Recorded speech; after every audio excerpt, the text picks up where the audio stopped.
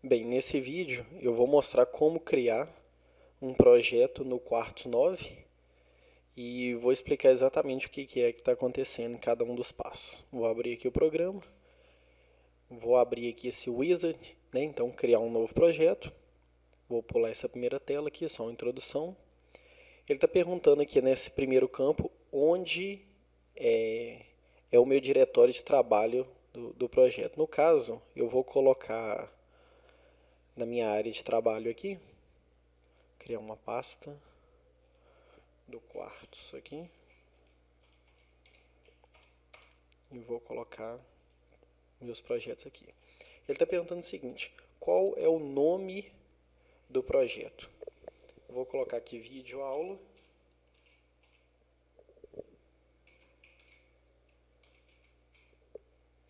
E embaixo ele está perguntando o seguinte: qual é o nome da entidade top do projeto? E vai ser a única vez que vai ser sensível à captação aqui no caso. Então, se eu escrever em maiúsculo e minúsculo, eu tenho que colocar exatamente desse jeito no nome do projeto. Mas antes de escrever aqui, eu vou explicar o que é essa entidade top aqui que ele está perguntando. Vou abrir aqui o meu programa de desenho. Como é que funciona? O FPGA, eu não vou explicar dentro dele não, mas é o seguinte: imagina que eu tenha aqui o meu chip, o FPGA.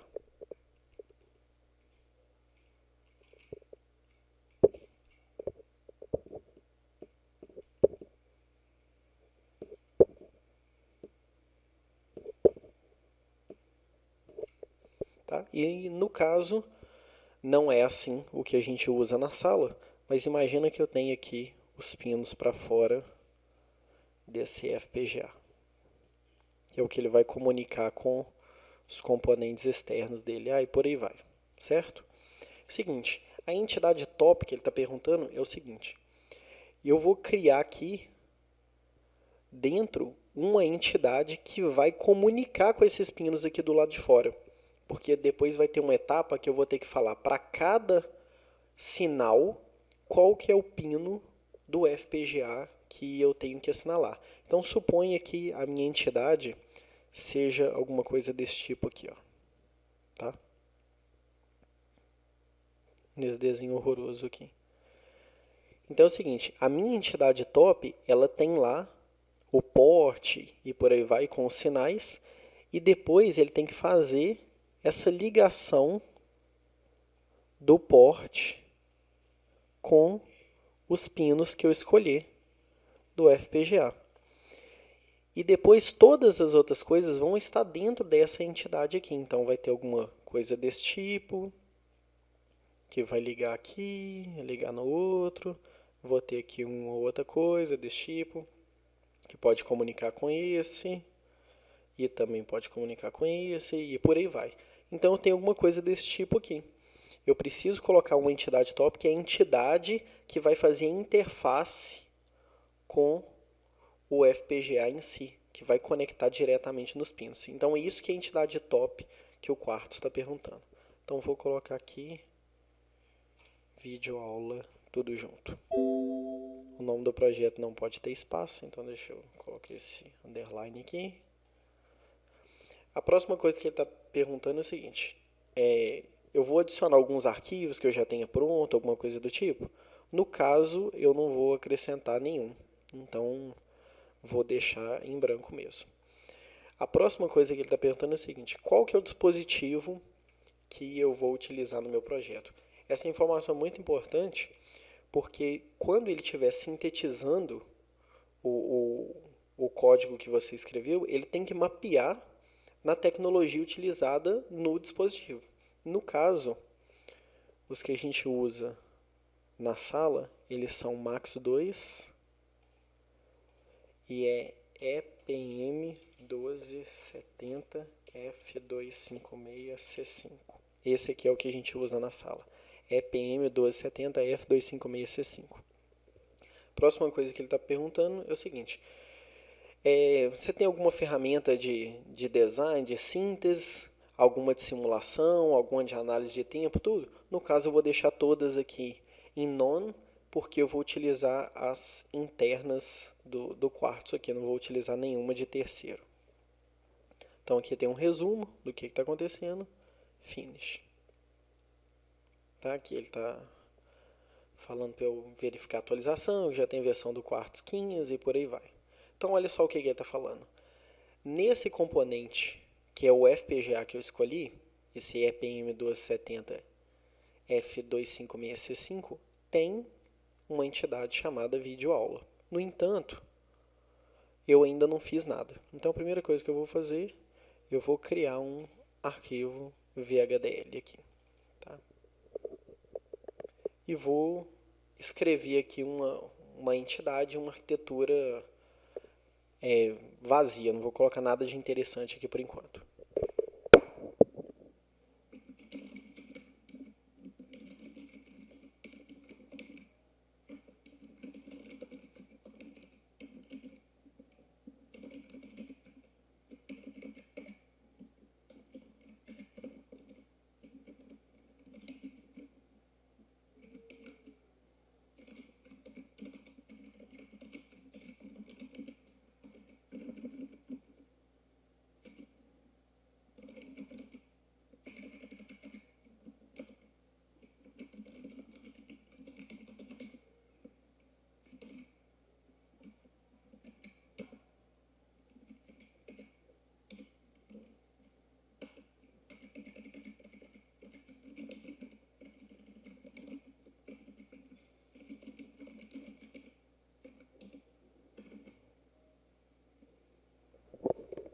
Vou mandar compilar para ver o que é que acontece aqui. Então vou salvar meu arquivo. Meu arquivo está aqui na pasta do Quartzo e vai chamar videoaula.vhd.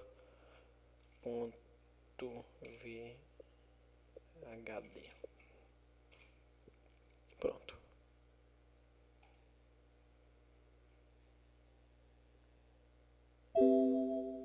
Primeira coisa que ele reclamou. stdlogic está sendo usado, mas não está declarado. Por que isso está acontecendo? Porque o stdlogic em si, apesar dele ter marcado aqui de azul como se fosse uma palavra reservada, tudo, ele está dentro de uma biblioteca, dentro de um pacote específico que eu ainda não importei aqui. Então eu tenho que colocar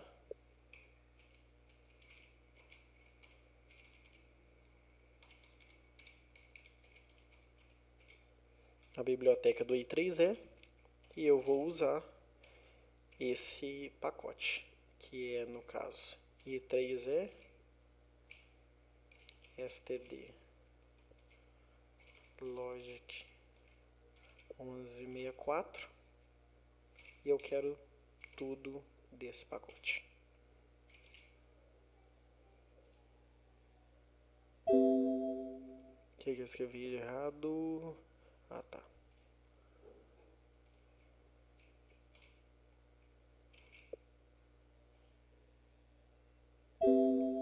Pronto. O erro agora mudou. Agora ele está falando que a entidade videoaula não possui uma arquitetura. Então tem que criar uma arquitetura para ele.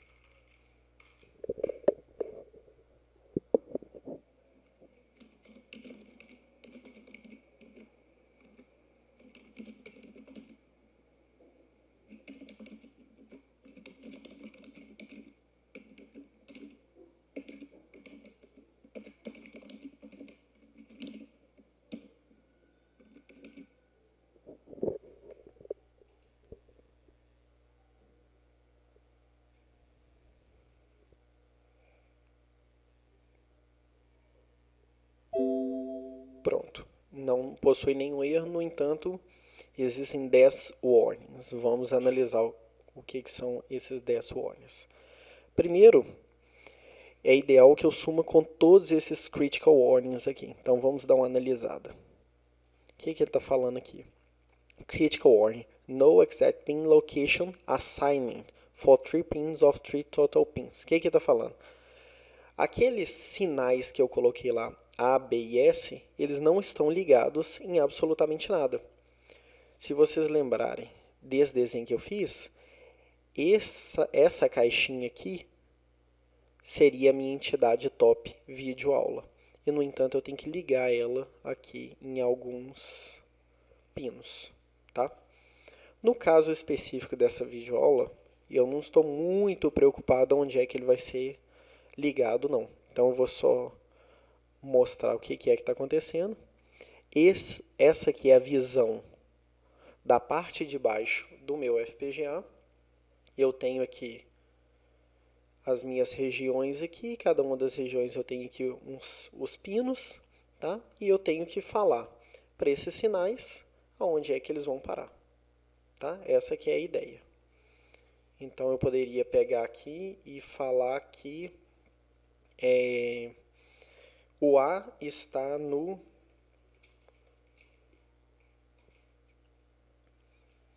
sei lá, R9, sei lá, vamos supor.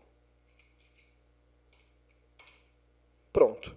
Nesse momento, esse pino aqui, então suponha nesse desenho que esse aqui seja o A e esse aqui o R9, eu estou ligando o A no R9. E a mesma coisa eu vou fazer para os outros. Eu vou salvar só esse daqui para mostrar que aquele A ali vai sumir da lista de Critical Warnings. Pronto, A não está mais. Depois, dependendo do projeto, a gente vai ligar especificamente em cada um dos sinais. Quais são os outros 6 warnings? O primeiro, o que ele está falando? Que o S, que é um sinal de saída no caso, não foi assinalado nenhum valor para ele. Então, ele vai receber um valor default. Essa que é a informação. Por quê? Porque eu não coloquei nenhuma lógica nele. Outras informações. Ele está falando que o S está o tempo todo ligado no terra. O que ele quer dizer com isso? Que independente do que aconteça, S vai ser sempre zero. É essa que é a informação. Por que isso está acontecendo? Porque o valor padrão do S, que não foi assinalado nesse warning aqui de cima, coloca zero nele. Então, como coloca zero nele, ele fica o tempo todo aterrado. Tá? Esse próximo warning aqui, ele está falando que existem 2 pinos de entrada que não fazem parte da lógica, ou seja, não interfere em nada. Que é o meu A e o meu B. Tá? Então, a primeira coisa que eu vou fazer é eliminar esses warnings, depois a gente dá uma analisada nos outros.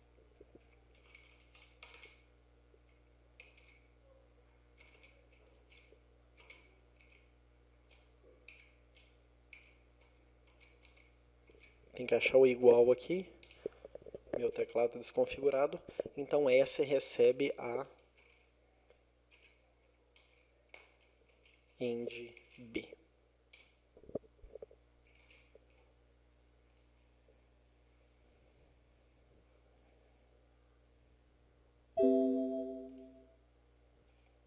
Todos aqueles warnings sumiram. Agora, o que ele está informando aqui no caso? O primeiro, que eu estou usando a versão gratuita, né? Então, esse Logic Lock aí não está disponível para mim.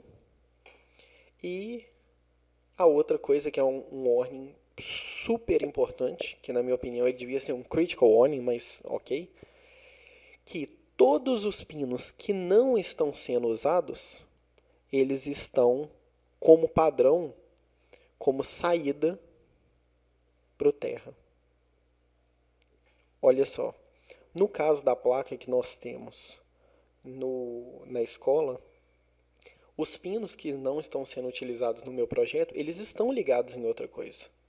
Então, é muito perigoso colocar a saída forçando algum valor, colocar o pino não utilizado como saída forçando algum valor. Isso não é interessante.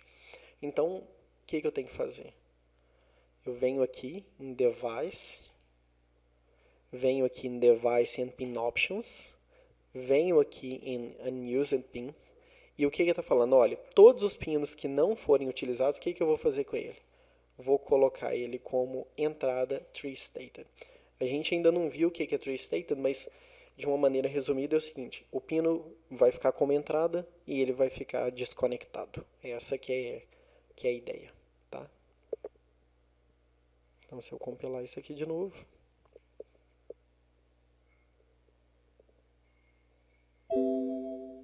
os meus dois warnings, um por causa dos critical warnings que eu não assinalei nada, mas a gente já entendeu agora o processo. Depois, quando a gente analisar o esquemático da placa, a gente vai saber exatamente onde ligar cada uma das coisas. E o outro warning, que é aquele que manteve, né? Porque afinal de contas eu não estou utilizando essa feature, esse logic lock. E se eu quiser dar uma olhada no circuito que eu fiz, né? Eu venho aqui Tools, Netlist View, dou uma olhada aqui para ver se é aquele cara que eu tinha feito. Exatamente, AB, uma end saindo na S. Tranquilo? Então, por essa aula é isso. Depois eu vou explicar do kit e vou mostrar exatamente como assinalar cada uma das coisas nele direitinho.